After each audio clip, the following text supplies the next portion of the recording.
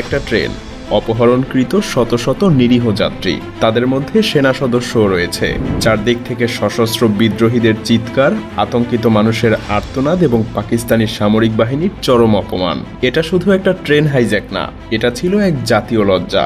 এবং এখন একটাই প্রশ্ন সবার সামনে ঘুরপাক খাচ্ছে, পাকিস্তান কি সত্যি সত্যি বেলুচিস্তানকে হারাতে বসেছে? দেশটা কি আবারও এক ভয়ঙ্কর বিভক্তির পথে হাঁটছে? এটা এখন আর কল্পনা না, পাকিস্তান এই বাস্তবতার খুব কাছাকাছি চলে এসেছে। কারণ পাকিস্তানের বেলুচিস্তানে ঘটে যাওয়া জাফর এক্সপ্রেস হাইজ্যাক বিশ্বজুড়ে আলোড়ন সৃষ্টি করেছে।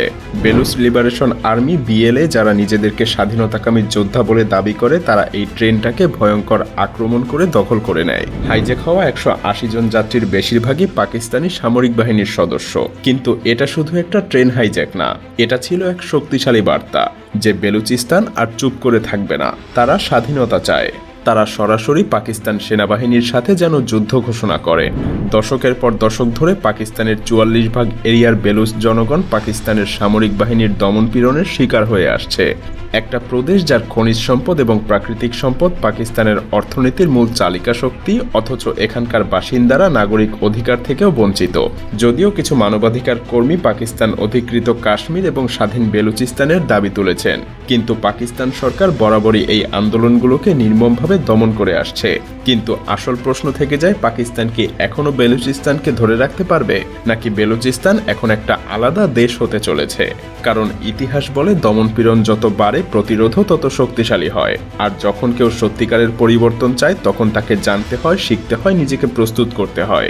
আর সেজন্যই এই রমাদানে আপনাদের অনুরোধ, দেশ ও পৃথিবীর বর্তমান অবস্থার কথা বিবেচনা করে আমি সিদ্ধান্ত নিয়েছি, আপনাদের মধ্যে থেকে প্রচন্ড আগ্রহী, পরিশ্রমী এবং ফোকাসড কয়েকজন মানুষকে আমি হাতে কলমে শেখাবো professional video marketing secrets, YouTubing এবং প্রিমিয়াম ভিডিও এডিটিং এর মাধ্যমে ফ্রিল্যান্সিং ক্যারিয়ার ডেভেলপমেন্ট।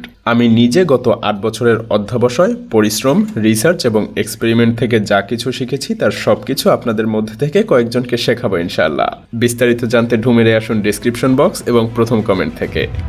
11 মার্চ 2025 সকাল 9টায় কোয়েটা থেকে পেশোয়ারের উদ্দেশ্যে ছেড়ে যাওয়া জাফর এক্সপ্রেস যখন সিবি জেলায় পৌঁছায়, তখনই ঘটে যায় এক ভয়ঙ্কর ঘটনা। একটা পর্বত দিয়ে ঘেরা অঞ্চল, যা আফগানিস্তান এবং ইরানের সীমান্তের কাছাকাছি অবস্থিত, সেখানেই ট্রেনের রেলপথে বোমার বিস্ফোরণ ঘটানো হয়। ট্রেনের গতি কমে আসতেই 6 জন বিদ্রোহী ট্রেনে হামলা চালায় এবং 6 জন পাকিস্তানি সেনাকে হত্যা করে ফেলে। পাকিস্তানের সামরিক বাহিনী আবারও প্রস্তুতি ছাড়া ধরা পড়ে যায় বেলুচ বিদ্রোহীদের হাতে।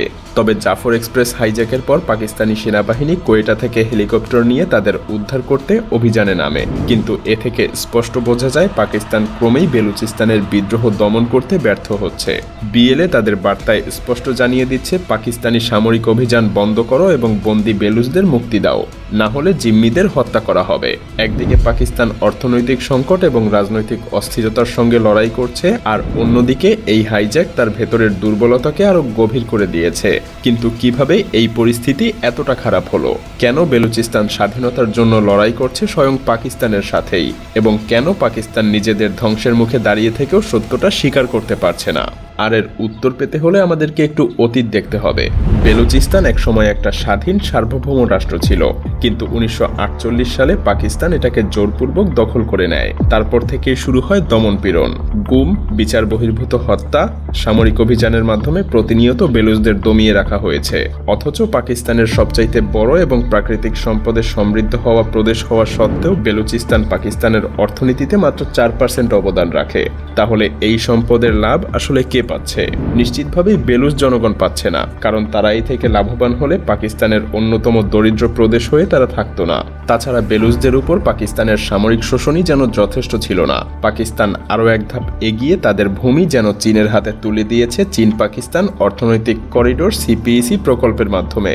আর এতেই বেলুচ জনগণের ভয়, তারা ধীরে ধীরে নিজেদের মাটিতেই সংখ্যালঘুতে পরিণত হচ্ছে।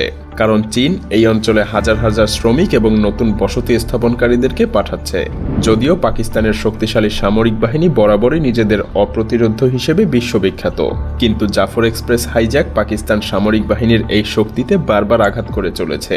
বিএলএ একের পর এক সফল আক্রমণ চালাচ্ছে, আর তাই এখন সহজেই প্রশ্ন ওঠে যে নিজের দেশের সৈন্যদেরকেই নিরাপত্তা দিতে পারে না, সে কিভাবে একটা পুরো জাতিকে শাসন করার দাবি করতে পারে। কারণ বেলুচ বিদ্রোহীদের হাতে এই প্রথম পাকিস্তানের সামরিক বাহিনীর উপরে হামলা হয়নি, এমনটা সেখানে প্রায়ই ঘটে। যদিও বেলুচিস্তানের ভয়ঙ্কর ভূপ্রকৃতি যে কোনো দেশের সেনাবাহিনীকে সহজেই দুর্বল করে দেয়। এখন পাকিস্তানের সবচাইতে বড় দুশ্চিন্তা হলো যদি বেলুচিস্তান কোনোভাবে স্বাধীন হয়েই যায় তবে এর প্রভাব পাকিস্তানের জন্য বিধ্বংসী হবে নিঃসন্দেহে, কারণ এতে পাকিস্তান তার মোট ভূখণ্ডের প্রায় 44% হারাবে। একই সঙ্গে হারাবে বিশাল পরিমাণ খনিজ সম্পদ, জ্বালানি সম্পদ এবং আরব সাগরের গুরুত্বপূর্ণ প্রবেশপথ।